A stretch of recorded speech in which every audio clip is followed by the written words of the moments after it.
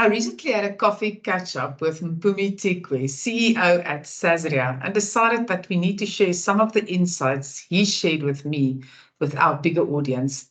Thank you for your time, Mpumi. No, thank you. Thank you. It's a great pleasure to be chatting to you and your wider audience later on. Thank you. So it's exactly 1 year, I've checked the date, since you took over the reins as CEO at Sasria. How was your year? Well, it's been a phenomenal year, very demanding, I must say. Yeah, it's been a great year. I think there is more excitement in Sasria in the last 2 years than it's had been since its formation. So I think I came in right at the exciting time. There are some challenges that we are facing as an organization post the July 2021 loss. And given that I wouldn't be anywhere else except here at Sasria. Exactly, no? What was your biggest challenge the past year, Mpumi? Well, let me put them this way.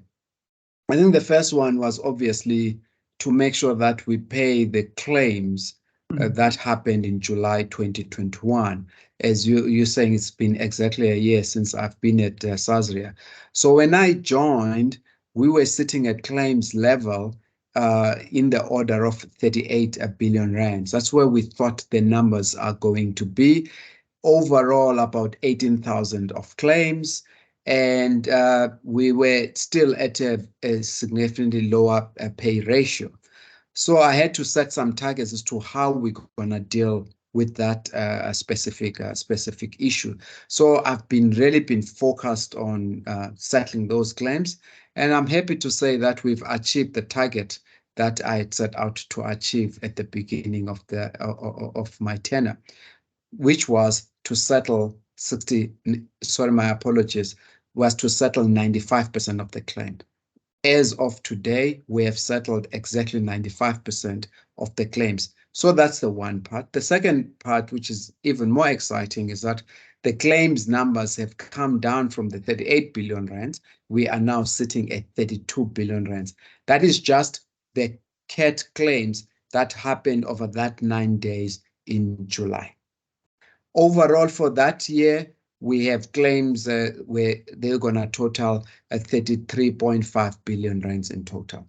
So we still have to deal with the 1.5, 1.6 billion rands of claims that Sasria will get in a normal year. So I think we are right on track insofar as that is concerned, and I'm happy with what we have achieved in that particular space. So, except for the claims paying goal that you've set yourself, is there any other specific goals that you set yourself for your tenure at Sasria? Yes, well, I've sort of broken it down into certain time periods. So the first 2 years of my tenure is really gonna be about restoring Sasria to where it was before the loss. So let's just take a recap. Where was Sasria before the July 2021 loss? One, we didn't have quota share reinsurance. We had to reintroduce quota share because our capital position was weak after July 2021. So we have, thanks to government injected 22 billion rands into Sasria, and our capital position is now healthy. So we no longer need quota share for capital relief. We might need it for other commercial reasons other than that one. So we are going to relook at our position around quota share. So that was the first one. The second one, which is proving even more challenging, is you will recall we had a product called Rep Cover, where our larger corporates were able to take an extra billion rands of cover for Sasria at a very, very affordable premium. Now, we had to discontinue that product because the rates that we were getting from the international markets were too expensive. So I've been working with Treasury, my colleagues within Sasria, and our reinsurance broker to try and find a way for us to reintroduce that product. It's proving to be a challenge because we either get Treasury to give us more money or we access more reinsurance lines. Reinsurance lines are coming in at a very expensive rate. So I was hoping by this year I will have achieved that and done it and say 1st of April we are reintroducing the product. So that was the second thing that I had set out to do. The third one is we are looking at what I will call over the next 2 years, what are the pain points, the typical Sasria claims? It's issues around service delivery strikes. So where municipalities in one way are failing.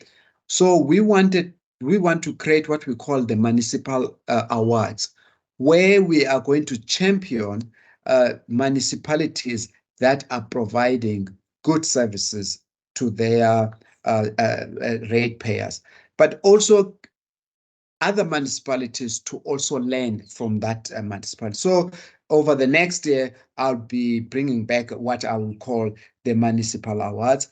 As you know, is that we had to look at our financial strength and say, in which way do we bolster our revenues going forward? The unfortunate consequence of the July 2021 was we increased our premiums. So on average now, what the clients were paying the year before and now on average it's working at 46%. It's affected more our commercial clients, not our individual clients. So for your individual car and your house, there you didn't get such a big impact. But general, our corporate clients had to pay more. That was the first part. The second part, we looked at our distribution costs. We said, our distribution costs as Sasria were sitting at 27.5%. And we felt that given the hardship that we are going through and the prices that we are getting from the reinsurance market, that we cannot only give our consumers the pain, we need to spread the pain around. So we have reduced our distribution costs. So we send out a communique to the market, and that's going to affect your bigger audience, where we are reducing our distribution costs from 27.5% to 22.5%. That means Sasria is going to get some more money to throw into its reserves. And the fortunate thing, though, for the broking community, because premiums have gone up by 46%, even though we're reducing the rate, in absolute terms, they're still going to get, on average, 10% more of what they used to get before, which is still higher than the inflation. So from a cost point of view, that they will still be covered. So that was the second thing that I've done. The third one is to look at even Sasria's expense base. So we've set a target that as Sasria, we will not be more than 7% of our GWP managing it forward. Of course, premium increases help to keep that.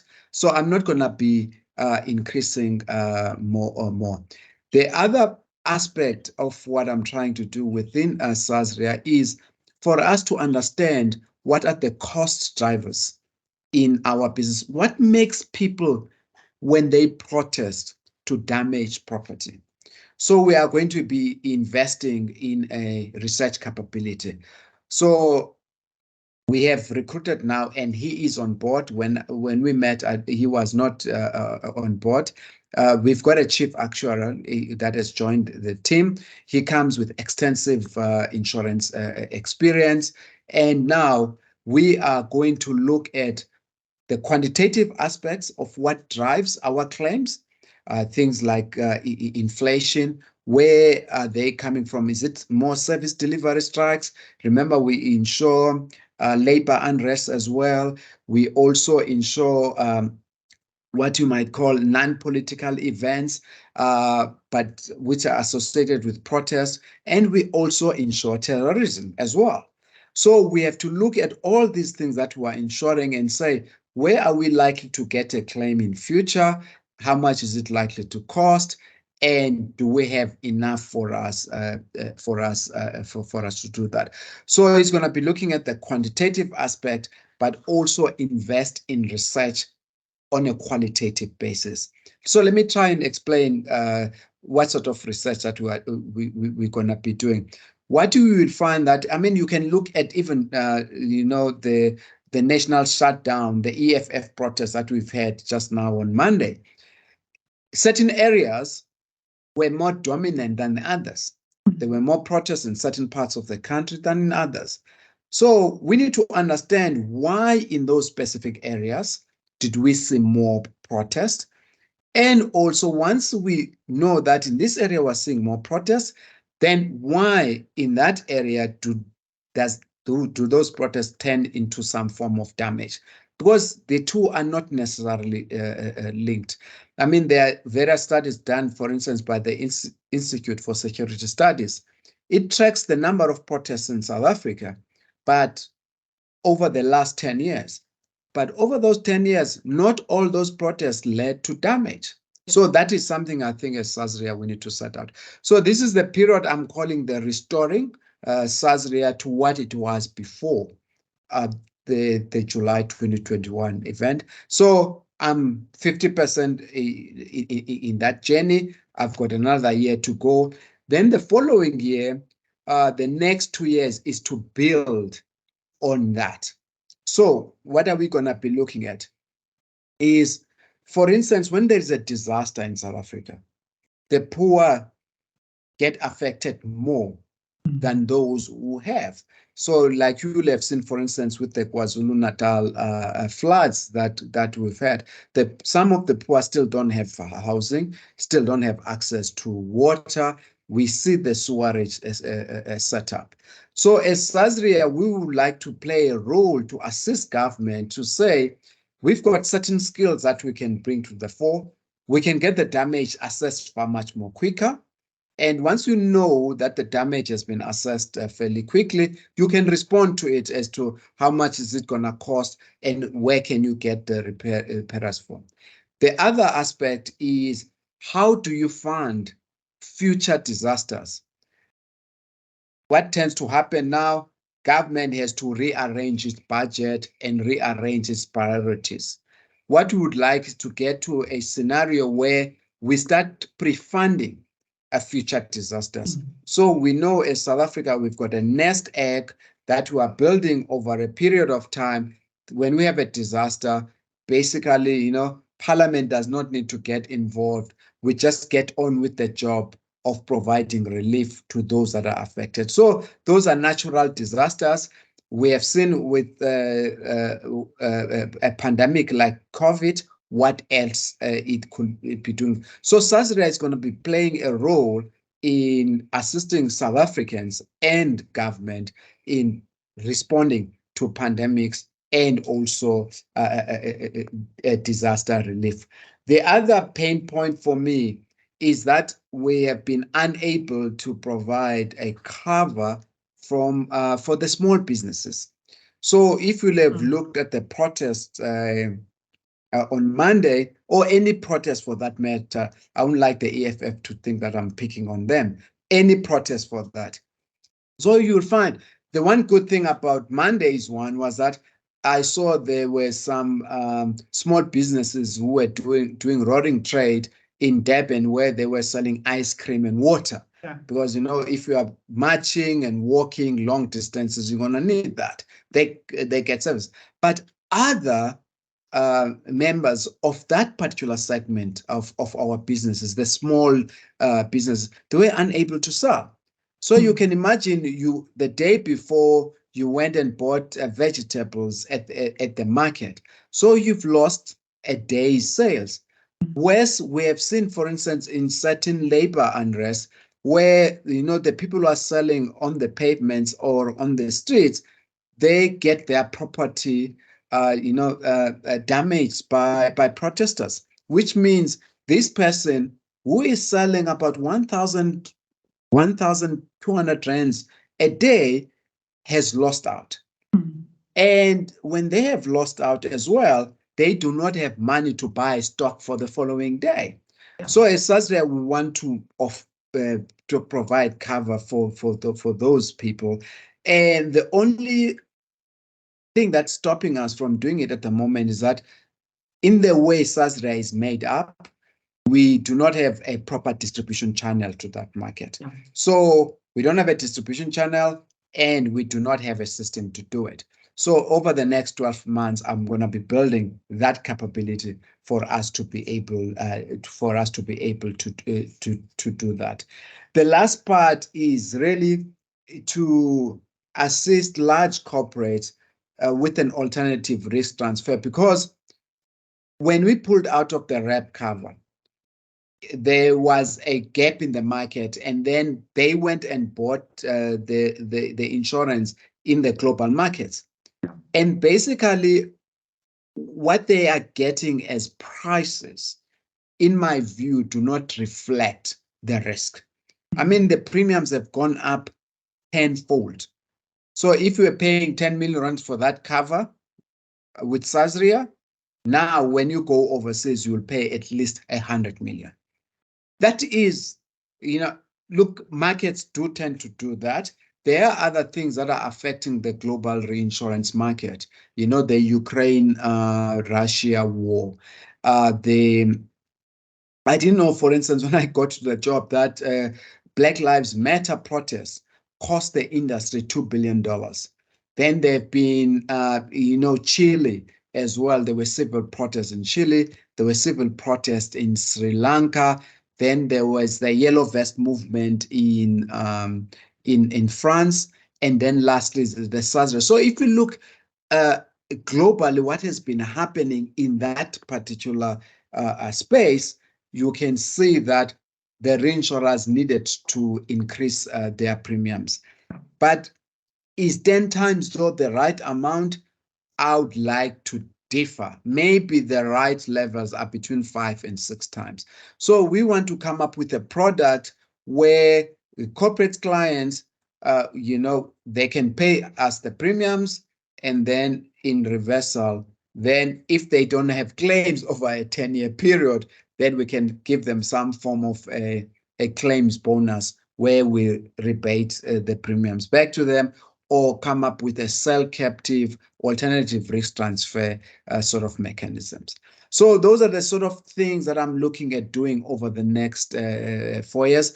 There is a request from Treasury as well that in my previous job at the Land Bank, we're looking at as to how we can offer assistance. How can government assist the agricultural community?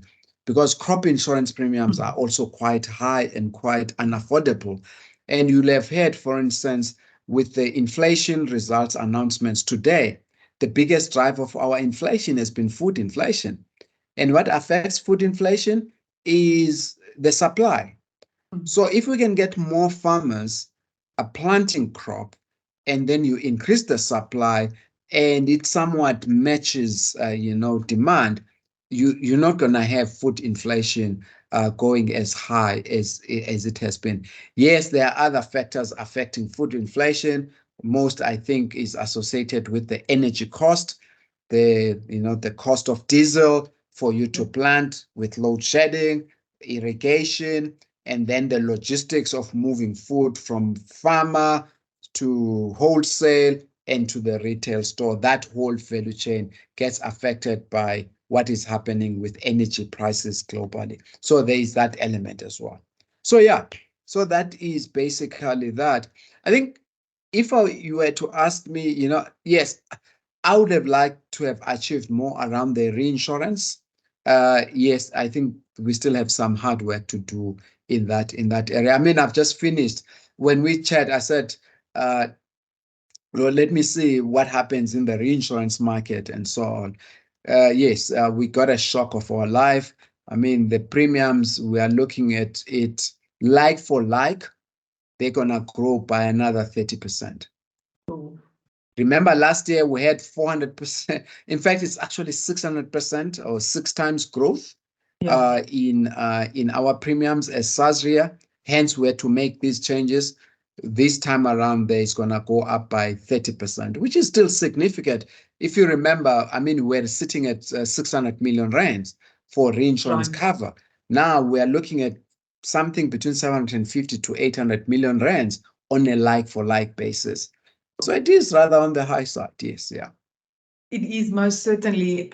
While you were speaking, I had so many things I wanted to comment on Yes. or You have ask you, to but you have to learn to stop me talking. I can no, go no, on and no, on. it's I'm cool. very passionate I'm about this scared you business. forget your trail of thought. So one of the things that's really exciting is the actuary, Mm. and I think you're going to have to duplicate him, because his work is most certainly cut out for him, and it's going to be a super exciting and super interesting to see what the things is that they come up with on that side in terms of the data. That is really, really exciting. We spoke, you spoke about your distribution channel that you want to build. We had a brief conversation about that, about your plan around the brokers, and I know we are deviating from our questions, but maybe you can expand a little bit on your broker plan. Yes, yeah.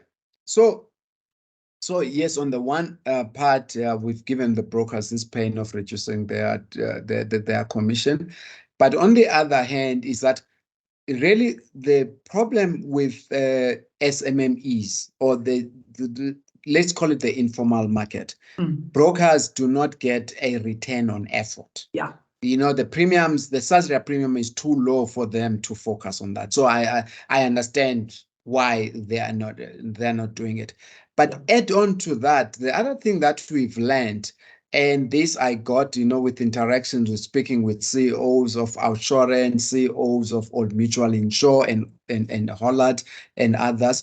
And basically what we also learned during the July event and the flooding, you'd be surprised though how many people who can afford a Sasria premium or an insurance premium who are in business in the malls who did not take out insurance. So let's call them, the number is about 40% of small businesses that operates in various malls and so on. They don't take insurance because nothing has ever happened. Yep. They didn't experience a theft, a fire. So, they rather save whatever. So around 40% of the people experience these losses. So one of the initiatives as Sasria we're going to be doing is what I call black broker development.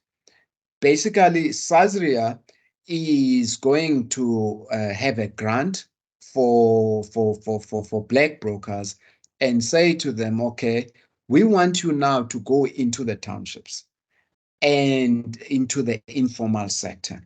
Yes, we understand that there is a loss that you are currently, you will be making, but for you to be able to sell this product, we're going to give you a grant of a specific amount. We are still working on what that amount is. And then if people sell, it's not going to be associated with any sales target. Is that you have a business plan and your business plan looks viable, it's going to have this specific focus. We are going to give you this grant. You'll be able to then sell Sasria product plus the other conventional insurance products. So in a way, it's going to benefit both the conventional insurance industry and also Sasria, and will be building a sustainable insurance broking businesses that will serve those particular communities. And then if it works, then we'll find ways as to how we can distribute it to other areas. The third part is that I want to do within brokers is, again, but now with your large brokers or your corporate brokers, where we're dealing with corporate clients. One of the lessons we learned during this July 2021 were things around, we found that the policies did not get issued. We found out that what the client thought he was buying and what Sasria covers, there is a mismatch. So the policy wording is not explained properly where the client actually got the policies. So some of the disputes, as I said, we've settled 95% of those claims. Now, what we are dealing with are the disputes, and some of these disputes are involved around the policy wording, failure to send a policy wording, and also where the training hasn't happened. And then the third one was where, and this is in a way speaks to our shortcomings as Sasria, the brokers were charging the wrong premium, just an incorrect premium. Those things should not prejudice the client. Where we could, we have sorted them out, but others are going into a litigation process. So how are we dealing with these three issues? One, we want to get closer to the corporate brokers as Sasria. So we're going to tend to deal more directly with them when it comes to corporate clients. Secondly, the wider broking community, we're going to be doing broker roadshows. So we will be Sasria staff, including myself and the executive team. We are going to be going to various parts of South Africa where we're going to be speaking with brokers, provide them with training, and they can also tell us what their pain points are in the way that we are delivering services to them. The model before has been Sasria speak to the agent insurers, then the agent insurers speak to the brokers. We would like as Sasria as well to have that level of communication with the broking community and the training so that we are sure that we are being responsive to their specific needs.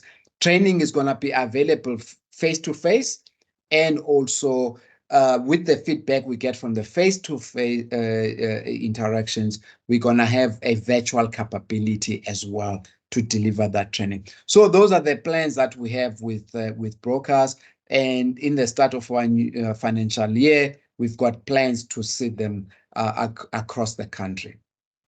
So just remind me, are you targeting, I'm speaking about the brokers that you need for the smaller informal settlements. Are you only targeting the current brokers, or are you really going to look for brokers who's not necessarily been brokers in the past, but you want to train them up to play in that space? It will be both. It will really be the strength of their proposal. So they would be asked to come up with a proposal. It will be on the strength. I mean, I know you run a fantastic apprentice program and so on. It will be exciting to find maybe one or two people coming out of that process, and they come and assist us with this, with this particular project and so on. So it will be quite open. And yes, currently, legislation only allows us to do grants where we're doing transformation stuff. It will be quite interesting to just see even existing, let's say, white-owned brokers, how we can expand this initiative with them as well. Because, if we can get as many people addressing that particular market, the more likely that we'll succeed. Yeah, it's a massive job lying ahead. But with the plans you have in place, it's quite exciting for me. They're going to never let you go, Mpumi. Yes. You've got far too many fantastic ideas.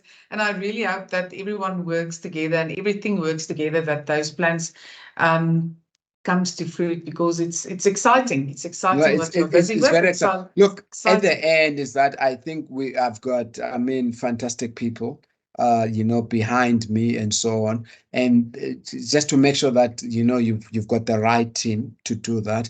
And also what has been heartwarming generally, my interactions with the broking community, with the insurance industry, you look at how we handled July 2021, it's been phenomenal. So I think I am blessed in that way, that there are various, I get executives in insurance companies who are just willing to assist, and say, look, Mpumi, we can make this available to you. We can make this, you can tap on into this knowledge. And let me give you another project that we have to do, maybe two things. One is the data project. We need to start getting data from the insurance companies. It's a very complex one. We've got 63 insurance companies that we're dealing with. They store this data in different formats, different systems, and so on. Then, I spoke to Mr. Skuman at Gutrisk, and I said, look, I've got this particular challenge. And then he said, oh, by the way, we have to deal with that because even Gutrisk has got an an outsourced model. And our chief information officer and theirs, they are working together on that. And then the other one, remember we said we've got a premium deficit whenever people calculate the premium. I've had one insurer saying, look, we can actually help you build the thing so that brokers can call onto your system, and then you'll have the right premium. I've had a broker saying, look, you know what, you need to work out your diversification model. We can assist you in coming up with. So there's been this goodwill, which we are grateful for as Sasria, where people are really, willing to assist Sasria. So for that, I'll forever be grateful. And while you were also talking about your plans, what came to mind very strongly was the collaboration that we need to have as an industry, as the rest of government. So it's really about all of us have to work together to make this work. Exactly. I mean, I went on the reinsurance trip before the 20th. Yeah. So, and all the people, whether it was in London, in Zurich, or in Paris, because they know they are seeing people from Sasria, they will Google what's going on in South Africa. Okay. And they will ask me questions. Okay, you've just been grey listed. Why? This and that and that. What are you doing about it? And so on. What are you doing about corruption? What are you doing about load shedding? And then those I could answer because they were in the past. Then they said, okay, what's going to happen on the 20th? Then I had to come up with a hypothesis of what's going to happen. I'm relieved that it's turned out to be correct. But the collaboration that we saw between government, business, and civil society around how we handled Monday, I honestly hope that we can take that forward. And that's one thing that is, I always say Sasria could just be the pedal that starts, the pond, the waves, moving. Sasria is blessed because we've got this access to government, and then we also got this access to the private sector. I think this collaboration that we saw happening, we need to find a way to institutionalize it and formalize it and make sure that it's a way that as South Africans we do things going forward. So it was great. Yeah. One of my questions, as you know, were about the so-called national shutdown, and the question was, were people nervous? And I think we were all nervous, but how fantastic to see, like you say, the response from everyone just coming together, even making it work. Yeah, even the protesters, the way they, cooperated with the police, the way they conducted themselves, and the issues that they are raising quite valid and so on. So it worked out well at the end. Yes, there were some isolated incidents of looting. We will see how the claims pan out and so on, but they're not going to be significant and all in the scheme of in the big scheme of things. And may it be the way we do things going forward. I mean, as we're doing that, Wits University was also going through some form of protest, and UCT was also doing that. And I think South Africans, we need to understand that, when we do these things, they've got consequences. Yeah. And those consequences often mean we have got less 100%. money, less resources to do what we need to do for South Africa. 100%. Yes. I wanted to bring in, and you mentioned the Insurance Apprentice. So from my side, once again, thank you for always supporting the Insurance Apprentice, as it has been a sponsor from the beginning. And I think we've had some fantastic tasks coming from Sasria. So I hope we can continue your journey. So I don't know if you want to make any comments on your involvement with the Insurance Apprentice. Yeah, no, that's I'll leave that to Muzi, but I am excited. I mean, I think one of the things that in South Africa, if we're going to have a solution for unemployment. I mean, this is another topic we can speak to in 3 months time. A solution to youth unemployment involves us creating more businesses. So what the apprentice initiative that are running very, very well is to bring out those people within our industry who are entrepreneurial, we're coming up with new ideas of doing things, innovation, and so on. And those are going to create jobs of the future. So I would like us to do more of these things in other industries as well, so that we can say to South African youth, it does not mean once you qualify, automatically you should go for a job. It could be that you start a business. And how do we help these youngsters start businesses? And the apprenticeship is trying to get us to find some of the answers for us to do that. So I thank you for the great job that you are doing there. Thank you, Mpumi. So thank you for a fantastic chat. I really enjoyed that. I always thoroughly enjoyed talking to you. Any last words to our audience from you? Look, my last one is that as Sasria, we do recognize that brokers are an integral part of our plans. Without them, we will not be able to accomplish most of the things that I've spoken about. So we're really going to need their support going forward. They must understand that we are contributing to a far much more bigger cause than just collecting the premiums. We're ensuring that South Africa is stable, that people can come in and invest in our country. And when they invest in our country, it means better social cohesion. So the broking community are a key component of that delivery mechanism. So may they continue doing their good work, but they must understand also that some of the things that we have to do is to make sure that we all achieve that specific goal. Thank you for a great message. I'm Rianet Whitehead, editor for FAnews, and I was chatting to Mpumi Tyikwe, Sasria CEO. Thank you. Thanks, Rianet. It's been a pleasure.